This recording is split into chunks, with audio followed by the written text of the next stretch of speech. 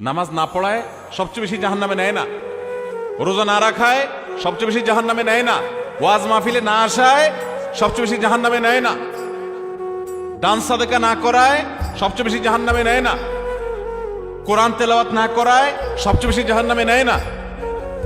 তাহলে কিসের সবচেয়ে বেশি জাহান্নামে নেয় মানুষকে? সুইলা রাসূলুল্লাহ সাল্লাল্লাহু আলাইহি সাল্লাম আন আকসারি মা ইউদখিলুন নাস আন-নার, মানুষকে সবচেয়ে বেশি জাহান্নামে নেয় কোন জিনিসে জিজ্ঞাসা করা হয়েছে। নবীজি বলেছেন দুই জিনিস, আল ফামু ওয়াল ফারাজ, মানুষের জিহ্বা, মুখ এবং লজ্জাস্থান, এই দুইটা অঙ্গ মানুষকে সবচেয়ে বেশি জাহান্নামে নিয়ে যায়। সবচেয়ে বেশি জাহান্নামে নিবে এই দুইটা অঙ্গ। নামাজ পড়ে, দাঁড়িয়েও আছে, কিন্তু ফেসবুকে তলে তলে জেনা করে, চ্যাট করে, এটা তো জেনা। মানে সে কারোর প্রতি আসক্ত, হারাম রিলেশন হয়ে গেছে। এটা মহামারীর আকার ধারণ করে। সবচেয়ে বেশি মানুষ জাহান্নামে যাবে এই পাপের কারণে, অপরাধের কারণে।